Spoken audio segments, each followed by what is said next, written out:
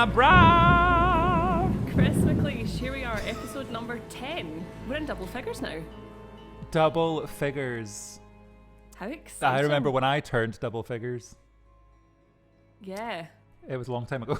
It was a very long time ago for me too. Yeah, thank you for putting in the for me too there, because if you were going to say that about just me, I was going to be offended. We are both mere children. Like, come on, it's fine. Weirdly, I do remember my 8th birthday. For some reason, it's one that's really stuck with me. That's quite a specific age. Yeah, I think it's because my friend was meant to be coming home with me and I arrived home and he wasn't with me. So then my mum was like, "Where's your friend?" And I was like, "I don't know." I'm sure that's what happened. No, it was a real friend. He did eventually get to the house, but I think I must have just abandoned him on the way. Right. Okay. Classic me. There's a lot of elements to break down in this story. He was my best friend at the time, and turns out on reflection, he wasn't very nice to me. So hey. he was one of the few male friends that I had, and he moved away not long after my 8th birthday. So okay, fair good enough. riddance. Good riddance. He used to get me into trouble for stuff that he did all the time. Oh, that's not very nice. He would just blame me for things. His mum would have massive goes at me all the time. He was not particularly nice. No, that doesn't sound like a good human. No offense to whoever this person is. Well, he also used to compete with me for being the tallest, and I have seen him recently, and he is quite small. So is he tiny? He's quite small, yeah. So joke's on him. I won. See, right, here's an odd question for you. See, as a tall person, do you ever remember being small? I do. And I only remember being small because we used to always measure me up next to people because I was the youngest in the family. Yeah. And so I remember when I reached my mum's chesticles, we were like, hey, I'm up to your chesticles, mum. And when we moved into the house that my mum currently lives in still, I was 7 or 8 years old, I think. And I couldn't reach the light in the bathroom upstairs. Right. So there's little things like that. So I remember being at certain stages of different heights in relation to what I was able to do in the world. And I remember one of my mum's best friends is really small, and she used to always be like, I'm still taller than you. And then all of a sudden I was 6'2" and she's like 3'1". So it's just not that small. I had the converse effect. I can't remember ever being smaller than 5'9". Oh. But see, that's the strangest thing. Because see, when I think about like primary school and stuff, I was always one of the tallest in the class. Mm-hmm. But I don't remember the point when I became the tallest in the class. I always judge it because my best friend, who I'm still friends with, we went to primary and secondary together.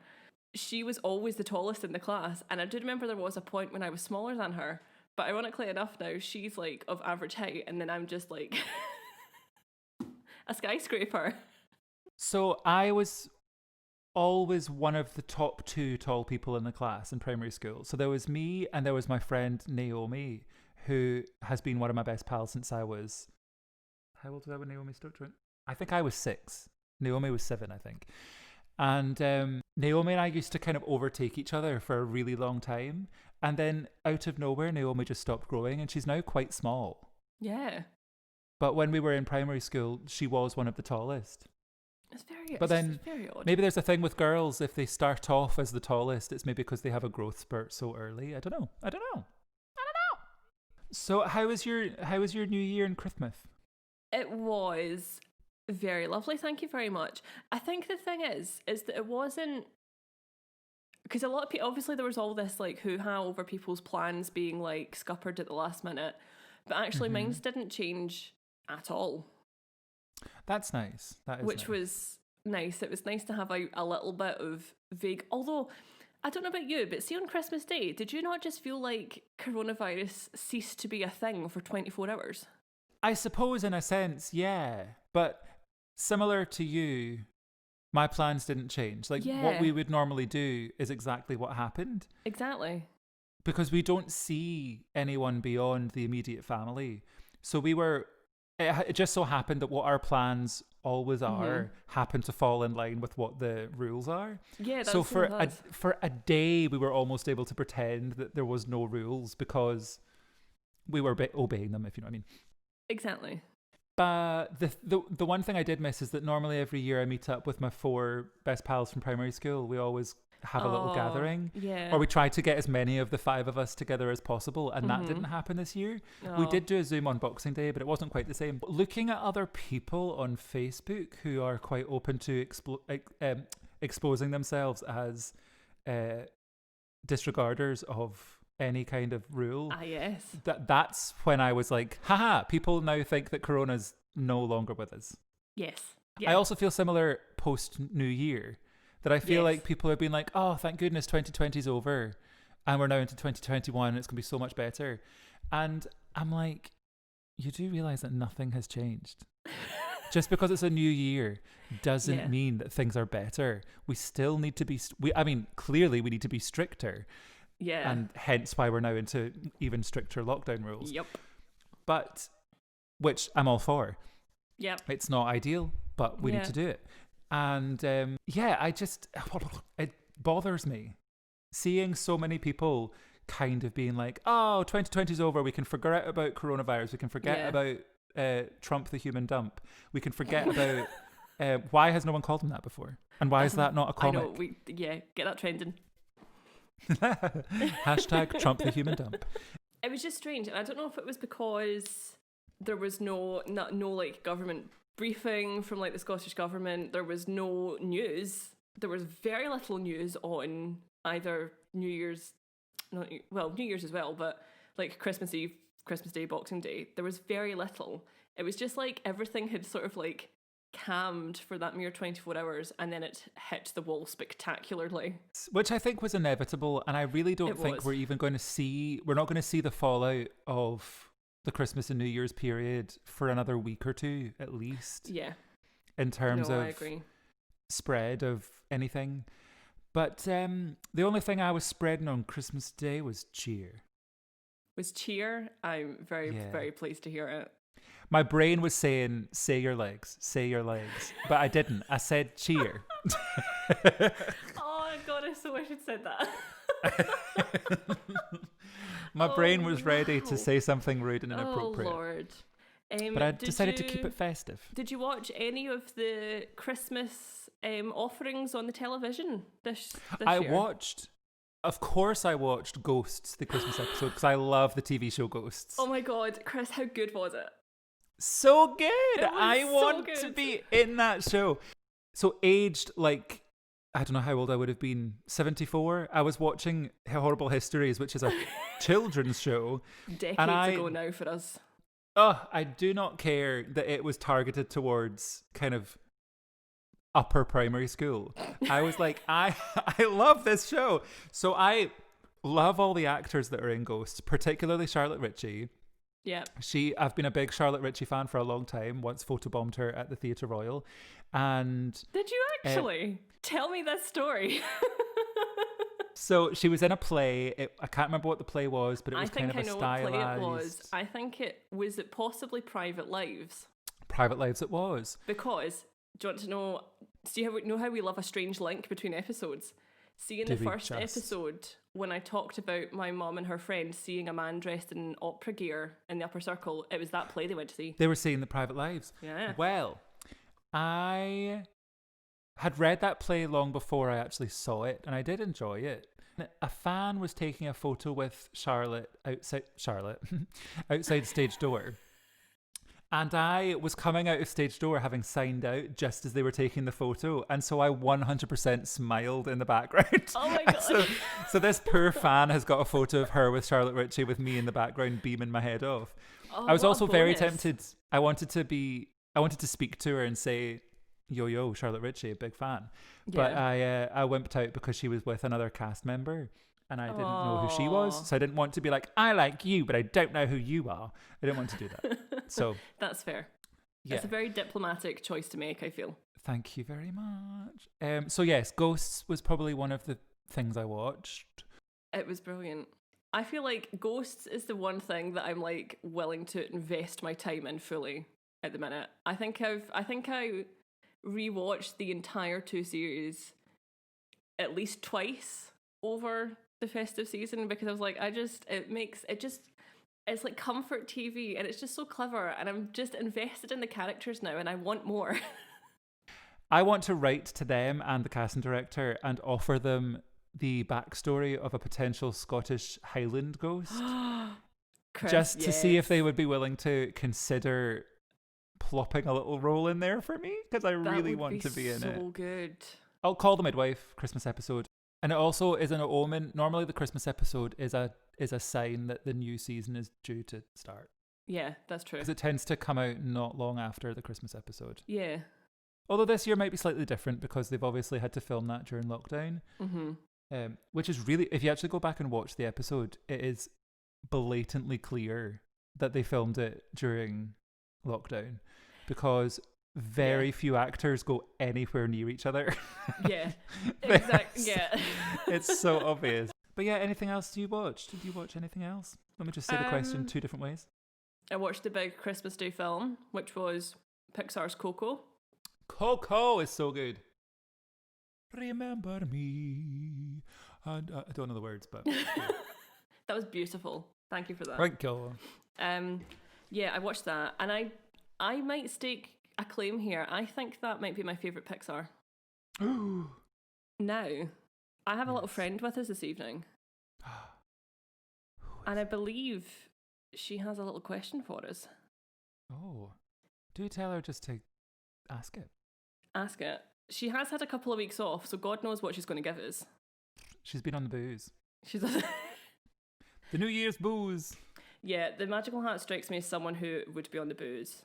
What would she drink? Yes. What's her drink? Pina colada. Yeah, I think she's definitely a cocktail kind of gal. Yeah. Mate, a wee Cosmo as well. Yeah.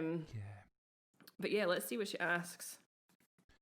And just brace yourself for the New Year brain. And hopefully it'll be more switched on than 2020. And I can answer a question in less than 4 hours. Well, this is an option question.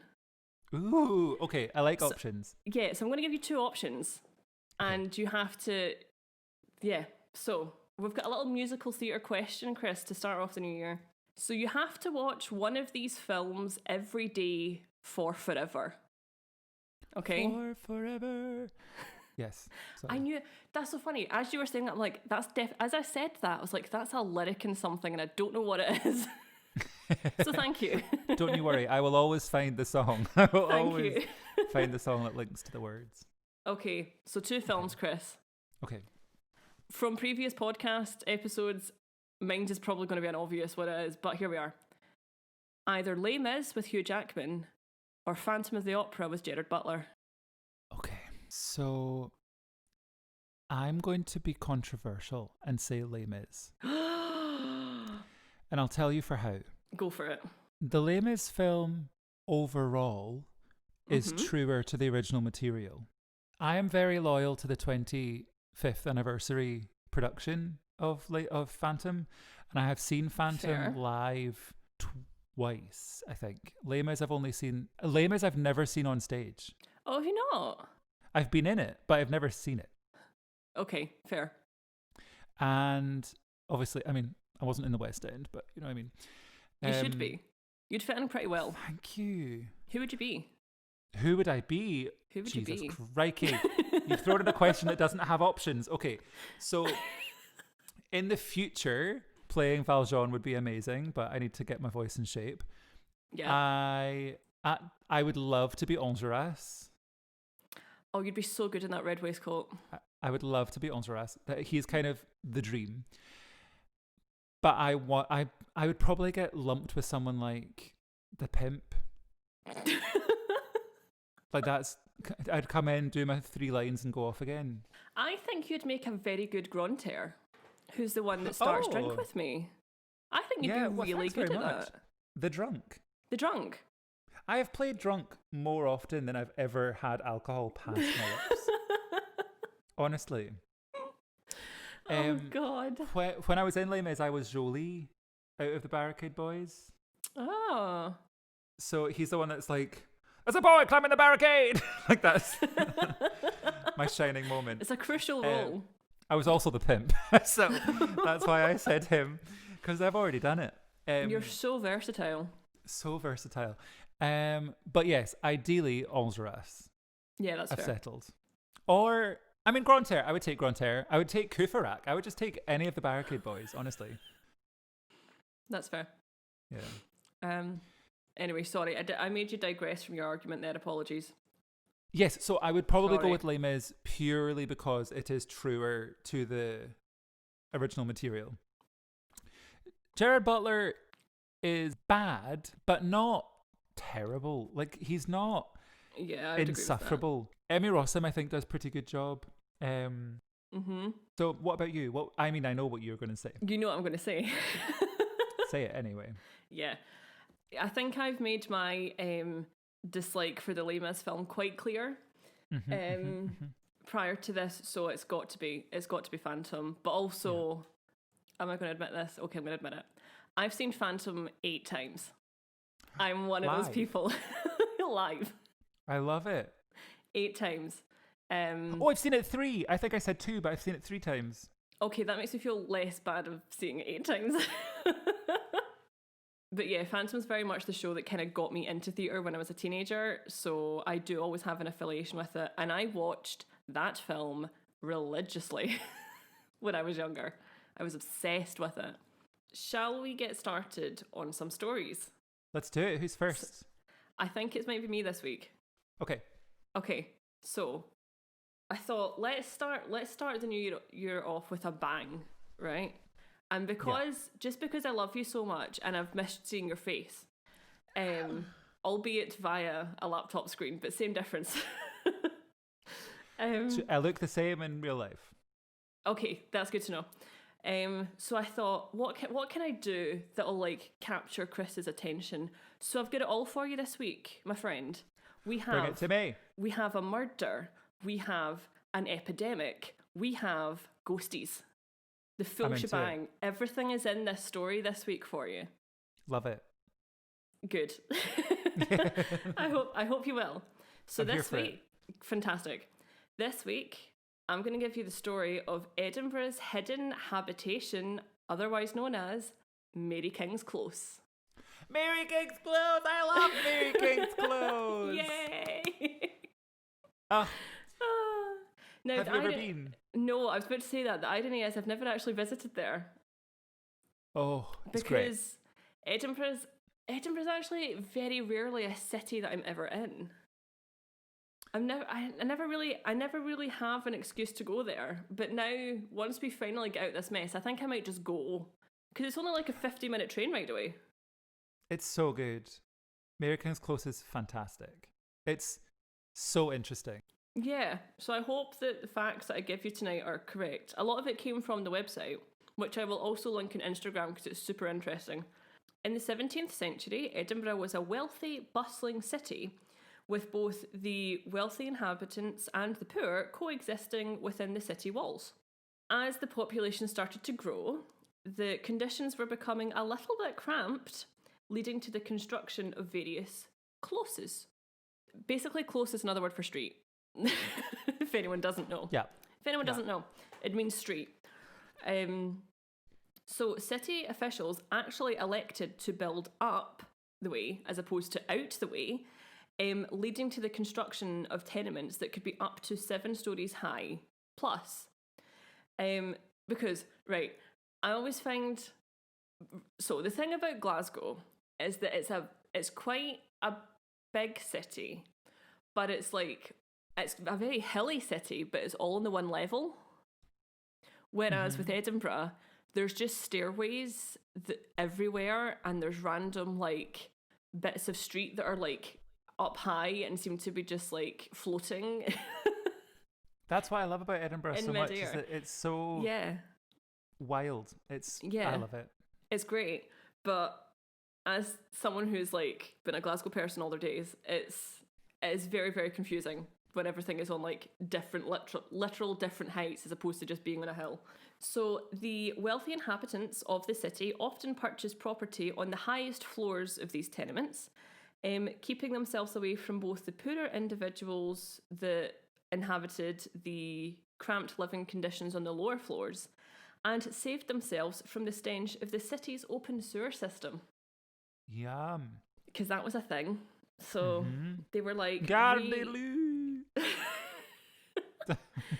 they were like, we ain't going near that. So, big question. Who is Mary King? Yer Maw. I actually don't know who Mary King is.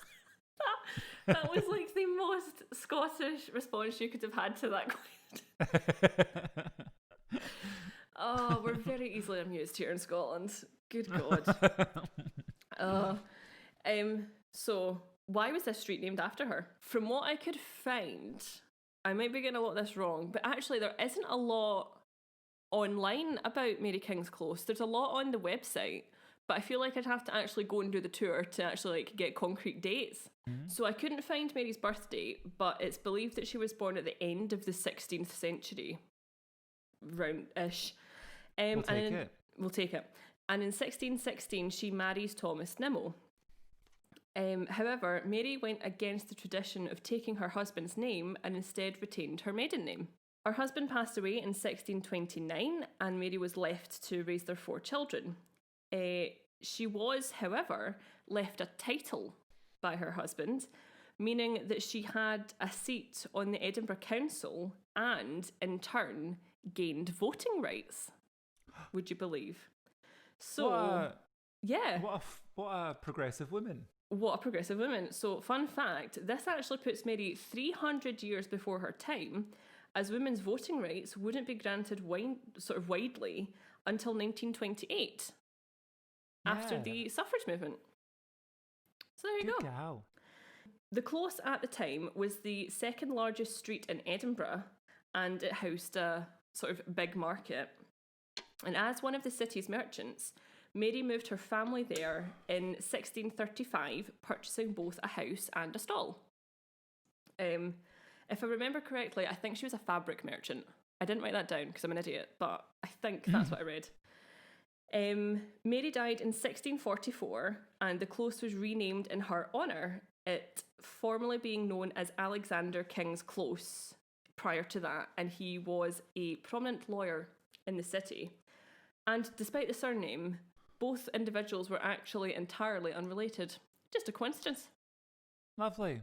That they had. Just kings all over the shop. Just kings out here, there, and everywhere. That's what was happening. Yeah. There's kind of like I said, there's kind of like 3 major things that like surround this now underground street. There's murder, there's an epidemic, ironically enough, and there's the sort of ghosty happenings. So I thought I'll just do them in like chronological order. Love it. as they came. Although stupidly I wrote my notes backwards, so they're not written in chronological order, so this will be a good laugh trying to do it. So the first wee story from Mary King's Close I'm going to give you is the murder of Alexander Cant. Okay. Because we love a good murder. Love it. So we do. So Alexander Cant, a prominent city merchant, was married to Catherine Ruff in 1531, the daughter of Alison Ruff, who was a wealthy merchant and property investor that had been effectively left her husband's portfolio of property upon his death. So another kind of like wealthy woman that very much was making her own way in the world. That seems to be like a common theme when I was doing like research for this, and nobody talks about these people. Yeah. Where be they in the history books? I didn't know either of these women existed. But we need to get better at teaching Scottish history in school. We really do. It's ridiculous. Well, I say that, but this lady went on to do a very bad thing, but here we are. Well, a woman's got to do. Not perfect. Yeah. I take that back. What she did was nasty.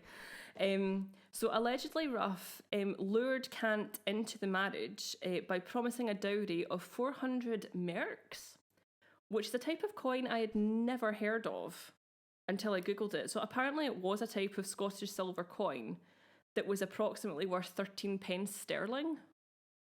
Oh, in today's money or in I'm olden days? I'm presuming in olden days money. Because that's not an awful lot. That's not an awful lot by today's standards, let alone their standards. Not at all. Apparently, Ruff also used her property holdings and her merchant stall as a kind of leverage during the sort of bargaining of the dowry. After the marriage, both Alison and Catherine lived in Kant's townhouse on the street known as Alexander Kant's Close. Which is slightly odd if you were to like move in and be like, by the way, I'm bringing my mother with me. Yeah. I mean, the done thing at that time, don't know if it's done as much now. No. Just saying. Things were different then. Things were different then. In March 1535, Kant sued both Alison and Catherine for failing to pay him Catherine's dowry. There was also a little bit of trouble concerning a property in Peebles Wynd that Alison had promised to Kant as part of the dowry. Events would eventually come to a head on the 31st of August 1535. So after an appearance in court regarding the Peebles Wynd property, and what the issue was that the Edinburgh merchant that owned the property was claiming that it was his and that actually Alison Ruff had no right in saying that it could be used as part of a dowry because he was claiming that it was his property. And the case was actually found in the merchant's favour, so Alison Ruff lost her case. Things got a little bit heated between the three that evening, and it culminated in Alexander meeting his death at the hands of the mother and daughter. So apparently, Kant was beaten to death with a pair of fire tongs. Oh. That's nasty. That is. Ew. Yeah. Ooh. I'd be fuming about that. Well, was that an intentional fire fumes? No. Oh, ha! No. No. That wasn't intentional. Oh, God. The wit just comes out of me. Exactly. You just exude it. Both Alison and Catherine were arrested for his murder. Fair play. Enough. Fair enough. Yeah. Both were to be executed for the crime, but Catherine actually managed to delay hers. She managed to delay her execution by pleading the belly. She was pregnant. Nailed it. Indeed. So she claimed... This is a common theme with women who are in line for being executed. Yeah. So far in our stories. Yeah. The second they get the verdict, they're like, oh, but by the way, I'm pregnant. You need to hold off. By the way, exactly. And it's not like they had ultrasounds, so it's not like they could prove it. Yeah, that's true. So that's very true. So here we are. So yes, she claimed that she was pregnant. Also, as a side note, I hate the word belly. Just saying that out loud, genuinely makes me sort of go, I don't know why. It's not as bad as the word gut. I hate that word. Yeah. I don't know why. It's gross. If I was a cat, at that point, I would like hawk up a hairball in disgust upon hearing either of those words. Yeah, and I would be the hairball. Oh, what a thought. Alison, however, was not as lucky as her daughter. Had she had the menopause? One would presume so. She was also unmarried, so if she was pregnant, that would be a whole other issue. That's a different kettle of fish. It's a whole other issue. Poor lamb. And she was executed by drowning. Jeez, oh. Yeah, she was executed by drowning on the 3rd of September, 1535. 2 days before my birthday. Nailed it. Got it in there. She was drowned in the North Loch, which is actually now the place that the Princes Street Gardens are on. Yes, that's where their poops used to run down to as well. Yeah. Classy. They just used to, they'd go, Gardyloo, and then they'd fling their poops and it would slide down the streets. Oh, yeah. It's nasty. Into Princess Gardens. Yeah. Yep. So whenever you're chilling there on like a wee sunny spring or summer morning, just think about what you're really sitting on. Yeah, your jeans are not soaking up rainwater. Precisely. So Catherine actually then managed to escape execution altogether. As it's believed, she fled to England and then on to Germany. What a place to go. What a place, what a choice. So that's kind of like one of the major stories associated with the street. The other one is quite, and perhaps most famously, is actually the plague. Not the plague of 2020. Not the plague of 2020, a much nastier plague. I'm not saying coronavirus isn't nasty. It is people.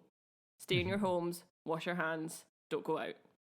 Yeah. Just saying. Think of those around you, please. This is perhaps what Mary King's Close is most often associated with, is this period in its history. So in 1645, Edinburgh is ravished with the plague. Not just one plague though, Chris.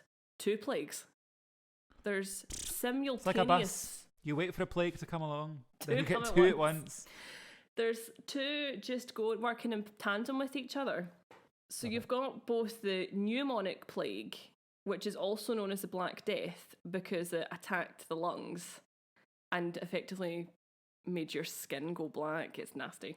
I'm not going to spend too much time on the plague, what the plagues were, because it does make me feel vaguely nauseous. And also the bubonic plague, which is the very disgusting one when you I'm sure everybody knows what that one is. Yeah. So these if you don't give it a Google. Yeah, exactly. You'll see some fun photos of what the bubonic plague was. So it actually completely laid waste to those living in either crowded and or unsanitary conditions. So it's believed that the epidemic started from fleas that were carried by rats, and then it passed to the humans, who then just passed it to each other. Because it's always the way. It's always the animals. Yeah. It's always the animals. Walk with the animals. Talk with the animals. Yeah. Turns out I don't know the tune to that song. How do you not know the tune to that song? So Mary King's Close, with its very sort of small winding streets and its unsanitary living conditions, effectively became overrun with this disease because people were just living on top of each other and it was not clean in the slightest. On the 16th of June 1645, Edinburgh's second plague doctor is appointed, a Dr. George Ray. Ray would visit to those confined to their homes with his various array of treatments, which included a hot poker in some cases. I'm not going to tell you what he did with the hot poker. That sounds dodgy. It's not what you think. That wasn't a euphemism. That's a different kind of doctor. Oh, God. So infected houses would be noted by the hanging of a white sheet upon the door. Yeah. It's not classy. No. So it's often believed that as disease took hold of Mary King's Close, the city officials declared it as a lost cause and locked the gates into the streets, effectively leaving those inside just to fend from themselves and or succumb to their fate. But this is actually an urban myth. Would you believe? Oh. It is. Residents, in a strange kind of parallel, were told to quarantine if a member of their household had it, and both food and water was brought to those that required it. And this was also signified through the hanging up of a white sheet or rag outside your house. So, in terms of trying to stop disease spreading, it's quite similar. Yeah, very similar. To what they I might did. start hanging out white sheets just to get people to drop off some messages. Help me, I want sweets. Oh, God. That's the second of the 3. We have the epidemic. So then we have the ghosties of Mary King's Close. So it's perhaps somewhat renowned, actually, for its ghost stories, and it's actually been subject to many a paranormal investigation and even featured in a 2004 episode of UK TV show Most Haunted. Yes, it was. And I watched that. My sister and I were big fans. And actually, do you know that you can hire out Mary King's Close to conduct your own paranormal investigation? That's dangerous information to give me. That is please don't go with, don't do it, Chris. Don't do it. If you do, I just camp out on my own and hang out with the ghosties. I mean, they'd probably appreciate the company because it's not like they've had many visitors in the last year. That's very true. But just be careful and remember to say goodbye to them so they don't follow you home. That's kind of the golden rule. But anyway, one of the most famous ghostly inhabitants is that of Annie.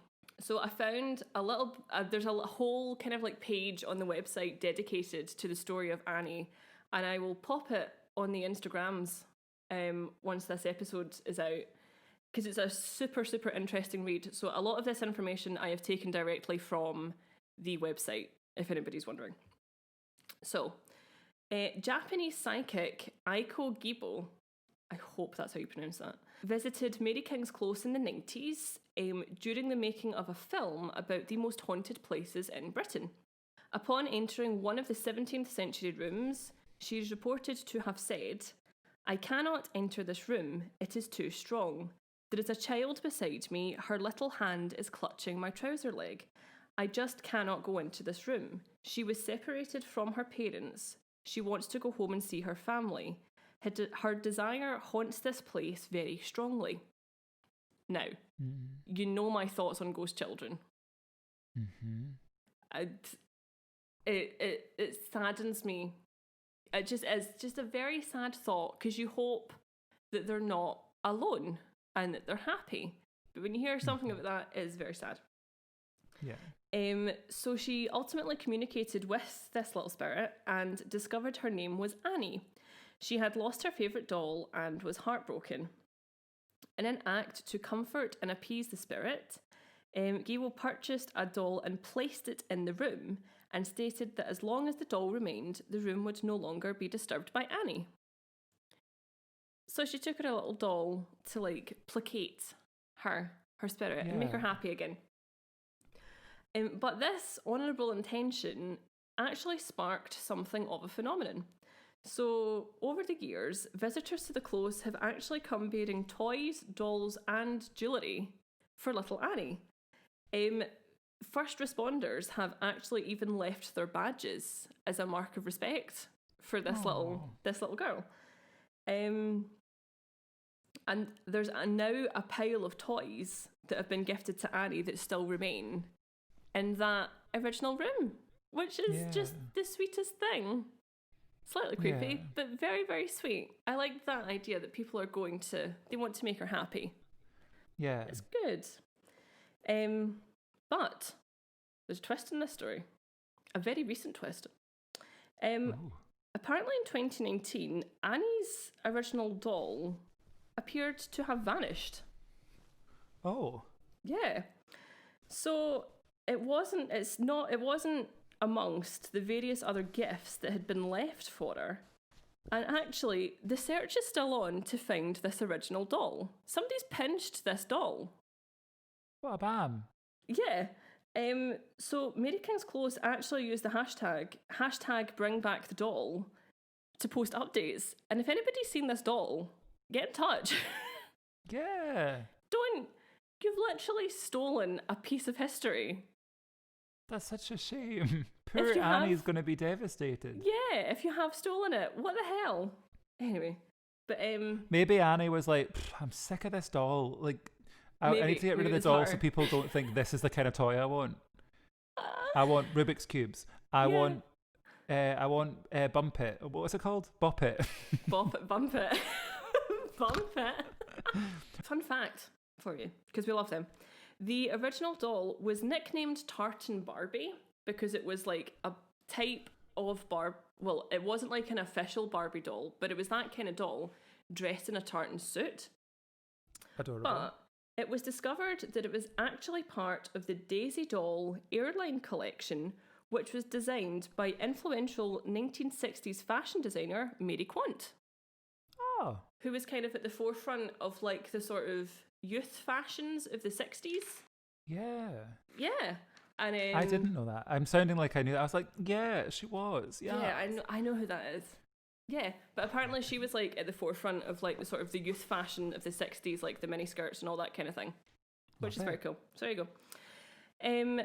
Mary King's Close have also stated the intention of starting a doll drive. So this is sort of to give back in response to those that have kindly left all these gifts for little Annie. And they're sort of organising a way in which to gift toys to children whom perhaps toys are not an everyday commodity for them and that will actually really, really appreciate them, which I think is a lovely, lovely idea. It's a very nice idea. And I'm sure Annie would agree with that, I would like to think. Some of the phenomena associated with Annie is sudden chills in the air, the feeling of someone tugging at the hem of like your coat, and even a hand sort of like trying to grasp yours whilst within that room. Yeah. That one would freak me out. I would probably take the hand and then be like, oh, this is lovely. I've got the ghosts reaching out. And I'd keep going around the tour, and then it would be, the alarm would be raised that someone's stolen someone else's child, because I would just feel a hand.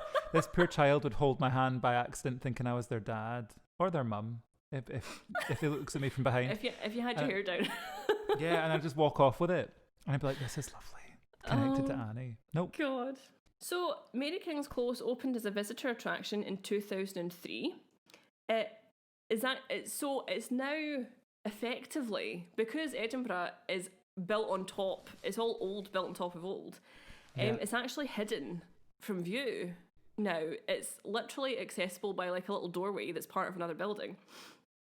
It was hidden by the construction of the Royal Exchange in 1753, and the building kind of swamped the close as part of its foundations.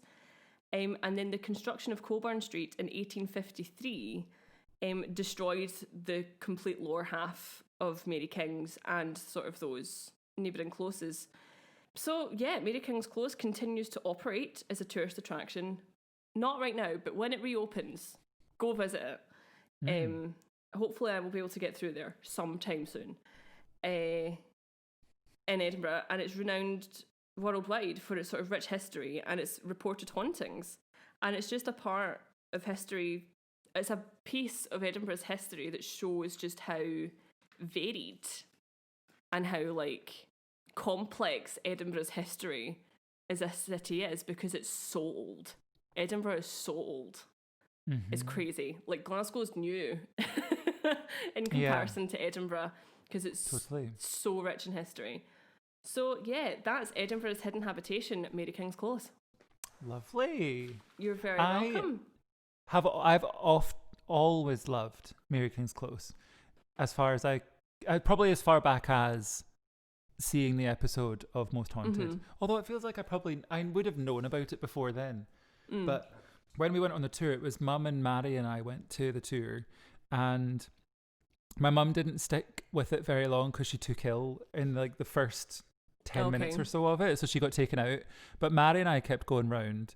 There's bits where I think people must have hand painted the walls to make it look kind of decorative and almost like the old way of doing wallpaper was just to paint the wall. And there's still evidence of it. It's really faint, but you can still see in some areas where there's painted walls. And then also when they did decide to close Mary King's Close and build on top of it, a lot of people I think were just kind of rushed to leave. They had to like leave quite quickly. And I believe, this could be complete nonsense, but there's one building that I believe has one of the first toilets in Scotland, or one of the first functioning toilet. I don't know. There's a toilet. And but you can't go in to look at it, because I believe the room is like a long corridor, and that corridor has lead in the walls or something, and so it's not safe to go in there. But at the end of the corridor, there's just this solitary toilet. That's so bizarre. Yeah, I'm racking my brains to see what I can remember. But it's also just very strange to be standing in a street that looks so like so many of the other streets of Edinburgh, but look up and for there to be a ceiling, which is essentially the ground of the new town on top of the old town. It's so strange. It's very strange, because I think a lot of people think it was like, or that kind of misconception around Mary King's Close is that it actually was built underground. No, like, it's just that it was... Yeah. People were told to leave and then it got built on top of. Exactly. I think a lot of people... There seems to be this sort of common myth that it was intentionally. But actually, it's just because it's what, again, I say Edinburgh built up the way. So everything, that's why there's so many random streets on top of streets. Yeah. In Edinburgh, because that's how they expanded the city. It's fascinating. It's I've so also cool. been to the vaults as well, which is another part of the old Ooh, town. nice. It's been it's kind of underneath stuff now, and there's rooms in there. I mean, there's so many different parts of this throughout Edinburgh, but the vaults that we went to, there's one room that is believed to have been used for witchcraft. There's another part that people were put in when they had a plague or they were ill, some kind of disease. Eesh. And then there was a big fire in Edinburgh, and the people that were locked inside kind of cooked to death. I'm sure that's a thing. And there also was a guy it was a school trip, and there was a guy in my class took a photo of a dark corner while the tour guide was talking. And in the photo, there was 100% a disembodied hand and arm. Oh my God. It was like standing in the corner. So there was a class of, say, 20. We were all standing, and in front of us was the tour guide, and then behind the tour guide was a dark corner.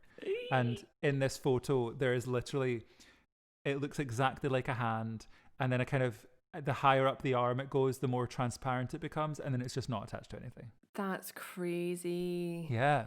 So I love that kind of stuff. Ghost tours and haunted places are my jam. Edinburgh's great for that. I will say that much. Well, lovely. Lovely. That was fabulous. Thank you very much. I thought I'd start the new year off with a bit of everything. Yeah. I'm going to settle in with my Percy Pigs now and listen to you. Excellente. So I told you that I was going to regale you with 2 assassin stories. You did. I have decided to change it slightly. There was a story of an assassin that I loved. Right. And it was a Scottish female assassin, and I thought the story was so fantastic. There's a theory it's probably rooted in myth as opposed to reality, but then a lot of, I think, Scottish stories have crossed the line from myth into reality. Yeah. There's a lot of those. Yeah. So I've stuck with that one. And then the other person I was looking at, the more I looked into her, the less likely it seemed that she actually did anything wrong. Okay. So I don't think she was actually responsible for any of the things that she's been accused of. So I eventually managed to find articles that defended her slightly. So I'm only going to skim her. So instead of having 2 assassin stories, you're getting 1 assassin story and a brief story of a woman who was sadly tangled up in something. So Cool. I'll just crack on, just so it's Do it. just so you know what I'm on about. So I'll start off with the one that is no longer the assassin I thought she was. Okay. So, Margareta Gertruida MacLeod was born in 1876. She was better known by the stage name Mata Hari and was a taboo-busting exotic dancer convicted of moonlighting as a spy during World War I. Wow, that's quite the career. Yes. So although Mata Hari, I looked it up, Mata Hari is, I think it means eye of the sky. Oh. So her name essentially meant the sun, because the sun is the eye of the sky. Okay. So Mata Hari had a brief stint as a spy. She never actually planned to kill anyone. You will see loads of websites saying that she was a prominent assassin who killed indirectly around about 50,000 people throughout her work, but these claims are completely false. Cool. According to this article that I found, and I decided to believe this article. So instead, Mata Hari was set up. A French official told her to gather secret intelligence, but unbeknownst to her, a counter-espionage force was waiting to accuse her of treason. So, I shall give you a little bit of a backstory. You know I love to tell a story about a woman who has a hard life when it comes to men. So I thought I would include that in this because I do talk about that a lot. Fantastic. Also, this is how you find out that she had a Scottish link. So, she was Danish. Okay. At 18, she answered an advertisement in a Dutch newspaper placed by Dutch Colonial Army Captain Rudolf MacLeod. He was living in what was then the Dutch East Indies, which is now Indonesia, and was looking for a wife. Oh. Pop that in a newspaper. They married in Amsterdam on the 11th of July, 1895. Probably a high on brownies, because that's what they do in Amsterdam, innit? He was the son of Captain John Brianin MacLeod, who was a descendant of the Gesto branch of the MacLeods of Skye, hence the Scottish name and the Scottish link. The very tenuous Scottish link to make this relevant. It's still a link. Thank you very much. The marriage enabled, let's just call her Mata. We'll go by Mata. Yeah, we'll just go by that. So, the marriage enabled Mata to move into the Dutch upper class and placed her finances on a sound footing. And she went on to have 2 children, Norman John MacLeod and Louise Jean MacLeod. 2 pretty Scottish names. Good names. The marriage was an overall disappointment. MacLeod was an alcoholic, regularly beat his wife, who was 20 years younger than him, and he blamed her for his lack of promotion. He also openly kept a concubine, a socially acceptable practice in the Dutch East Indies at the time. The disenchanted Mata abandoned him temporarily, moving in with Van Rieds. These are all Danish words, and I'm just trying to do them justice in some way. That's fair enough. He was another Dutch officer, and she studied Indonesian traditions intensely for several months and joined a local dance company during that time. At MacLeod's urging, she returned to him, but his behaviour did not change. She escaped her circumstances by studying the local culture. In 1899, their children fell violently ill from complications relating to the treatment of syphilis that they contracted from their parents. Grim. Oh, the old syphil. Although the family claimed that they were ill because of poison given to them by an irate servant. Oh, that's I quite think a it lie. Was probably the syphilis. Yeah. Jeannie survived, but sadly Norman died. Oh. Some sources maintain that one of MacLeod's enemies may have poisoned a supper to kill both of the children. So there was all sorts of poison rumours, but I really think it probably was just the syphy. After moving back to the Netherlands, the couple officially separated on the 30th of August, 1902, 6 days before my birthday. The divorce... I'm kidding. Well, I'm not. And the divorce became final in 1906. Mata was awarded custody of Jean, but MacLeod was legally required to pay support, which he never did, making life very, very difficult for her and her daughter. During a visit to Jean with her father, MacLeod decided not to return Jean to the mother. So Mata did not have the resources to fight the situation and accepted it, believing that while MacLeod had been an abusive husband, he had always been a good father. Jeannie later died at the age of 21, also possibly from complications relating to syphilis. Eek. So all of this has happened, bad times for Mata, and she decides to go on to become an exotic dancer at La Scala in Milan. As one does. Yes, and then on to the opera, I'm assuming the opera house in Paris. It just says the opera. Maybe it was a bar. Who knows? Didn't do that part of the research. She managed to dodge decency laws by presenting her performances as sacred dances from the Indies. Oh, we've and all this was where she heard that one before. Oh, we've all heard that excuse. She's just trying to cover her tracks. Do you know what I mean? Yeah. She also, I read that she trained to be a kindergarten teacher. So I was like, wow, imagine. So I was looking at photos of her in her seductive gear, being like, you could have been teaching children. And that's just wild to me. Wow. They're two quite different jobs. Very different jobs. It was these sacred dances, wink, that shot her to fame. And she was a very seductive dancer and captured the lustful imagination of every rich man at the time. Donald Trump would be grabbing her. Right in there. Oh, he'd love it. What a disgusting man. A series of liaisons with rich men compounded her man-eater reputation. At the time, having a mistress was seen as a hot accessory for wealthy men, of course. Lovely. And her easy travel connections led the Germans to offer her money to feed back information about the Allies. But she never followed through with the job. Georges Ladoux was the head of a counter-espionage force who sent a team to trail her. they could not find any evidence of her spying. Oh. Lado decided that arresting Mata would be a good way to bring confidence back to the French troops, so he promised her money, claiming to employ her as a French spy, and sent her on a mission to Spain. In Spain, she corresponded with Germans and discovered secrets for Lado. Cool. I've just decided now I don't know how to pronounce his name. However, when she sent the information and the secrets, he did not reply. She returned to Paris and he refused to pay or see her. Later, Lado used her correspondences with the Germans to accuse her of treason, and her trial established the rumour that she had caused the death of around about 50,000 French children.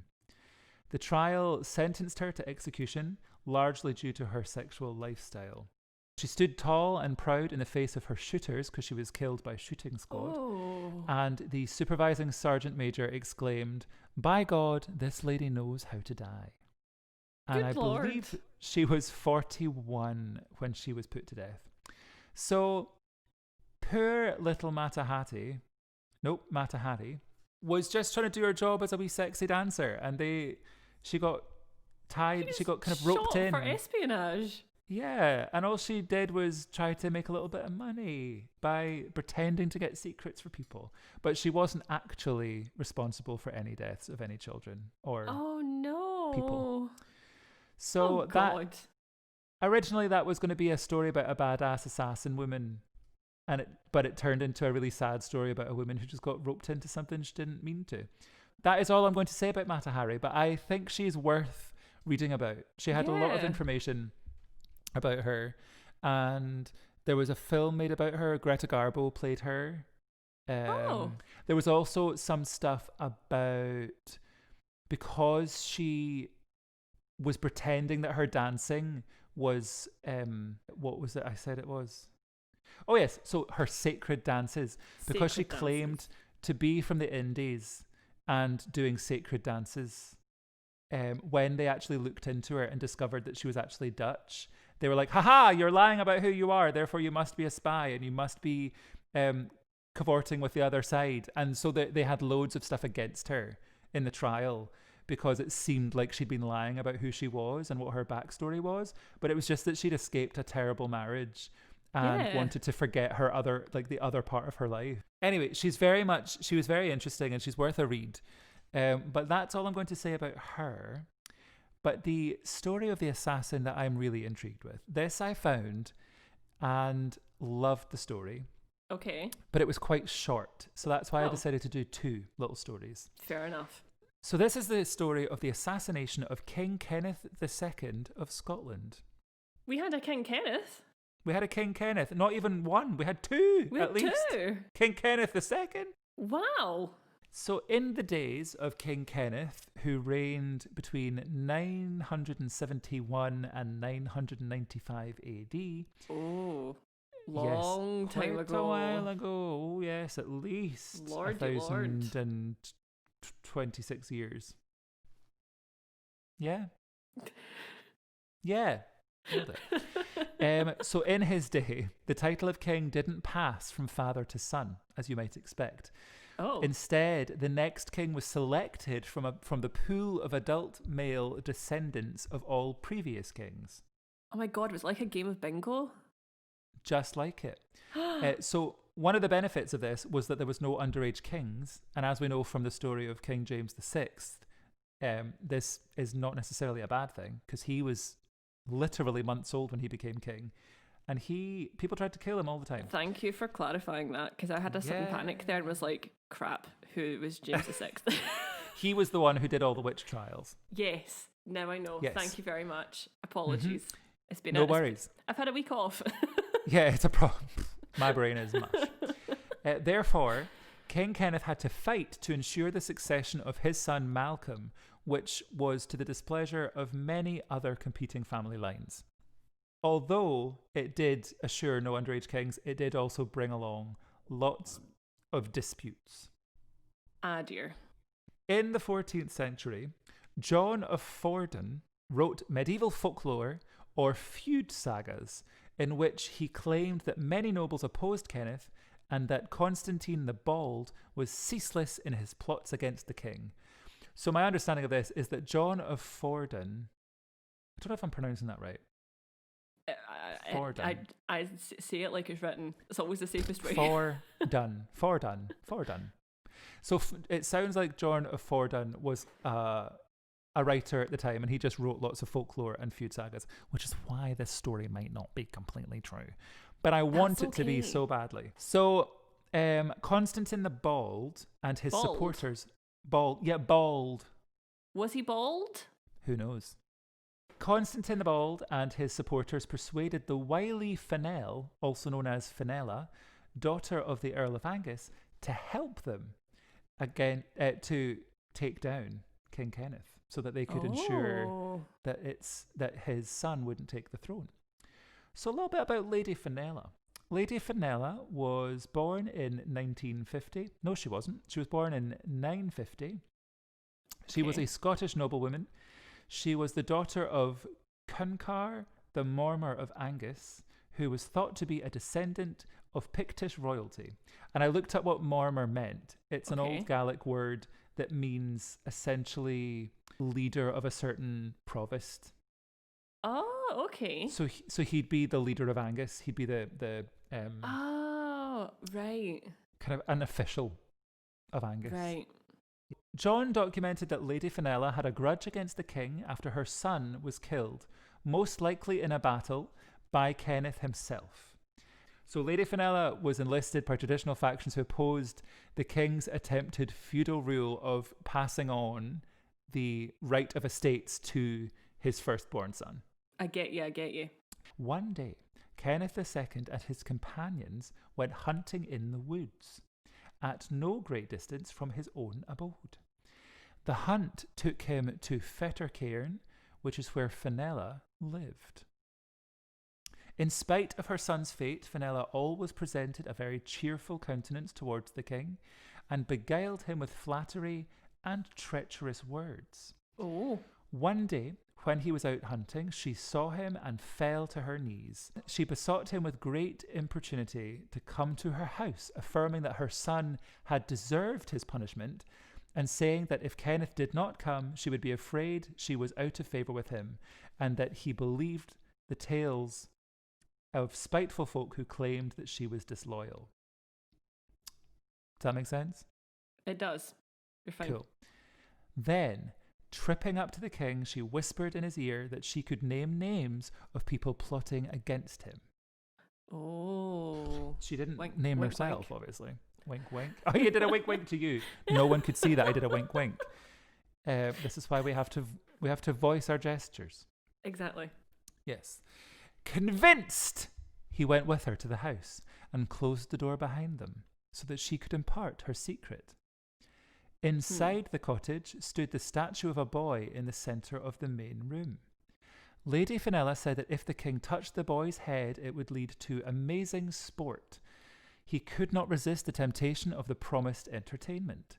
When King Kenneth pulled the statue's head towards him, it triggered a series of crossbows throughout the space that sent a hail of arrows into the king, killing him. What? I love it. She set up a big booby and it got him. Oh my God. This is why I want this story to be true. She was like, oh my lord, come to my house. I want to tell you about the people coming to get you. Why is she German? Why is she German? Don't know. Come to my house. I'm going to tell you the stories about the folk that are coming after you. And then he came and then she got him with crossbows that she'd set up as a big trap. It's like something out of The Walking Dead. I love it. That's brutal, but brilliant. Yeah. Wow. Another version of the story tells of the statue holding a golden apple, which Fenella told the king had been specially prepared for him as a token of her love. And so he reached out to touch it, and then the arrows came down on him. So, two versions of the story. Could have been an apple, could have been arrows. Could have been the head. Either way, both brilliant. Excellent. Wow. Love Fenella. Big fan. That's some creative ways of assassination right there. Oh, yes. Good Lord. So Fenella fled from the scene and reached a deep gorge near St. Cyrus, which has since been known as the Den of Fenella. The story goes that to avoid capture, she killed herself by hurling herself down 150 feet down into the foaming waters below. Eesh. When the king's gang of pals found his body, they ran off in all directions looking for Fenella, but to no avail. So they set fire to the village and reduced it to ashes. Best way to go about it. However, it was an excellent way of doing it. Just, we don't know who it is, let's just get them all. Yeah, do you know what I mean? Like, could have been anyone, burn them all to the ground. Basically, logical way to do it. 100%. Anyway, sorry. No problem, don't you worry about it. However, sadly, for my story, not all historians are convinced by the tale. Some suggest that although Kenneth was indeed murdered and he was actually killed in this area that we're talking about, Fenella may have been a mythical figure, perhaps even a goddess of the stream.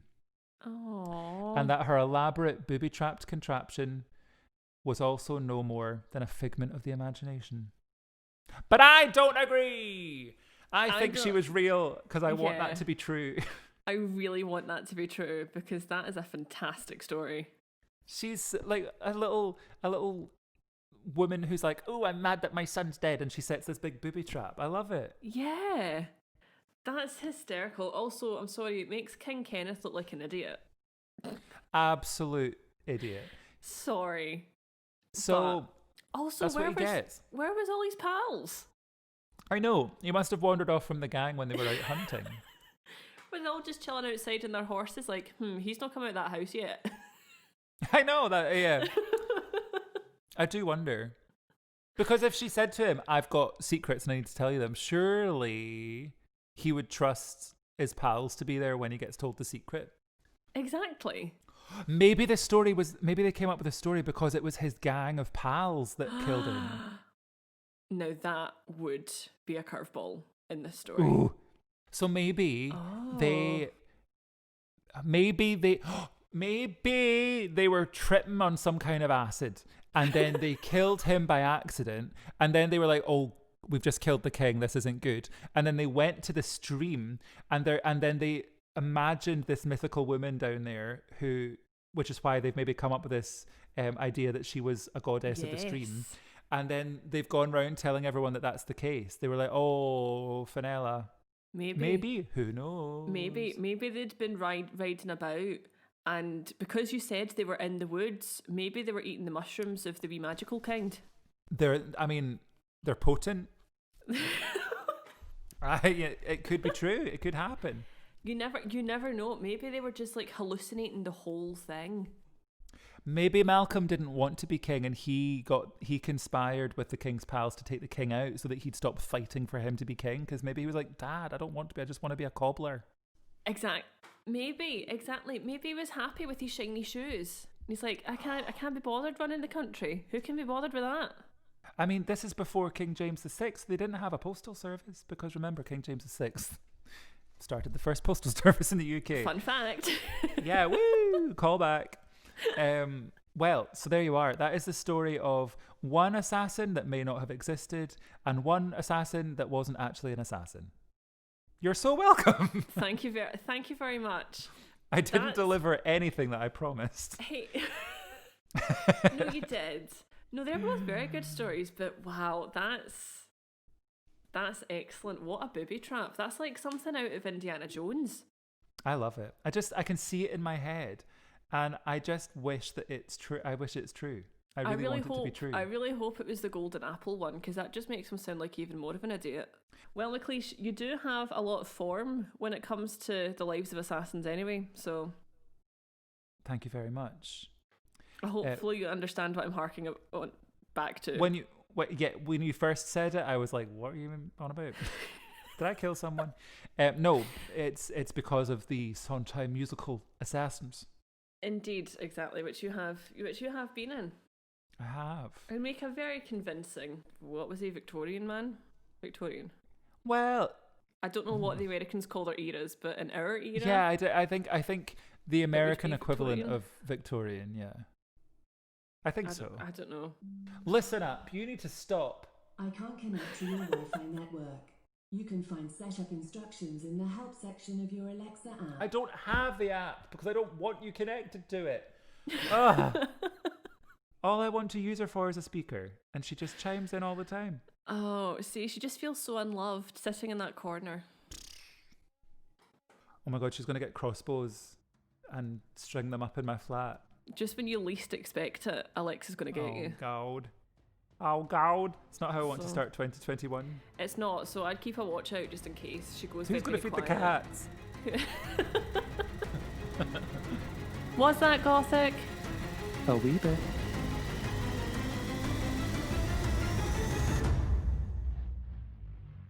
Oh, my bum's gone dead. Lovely.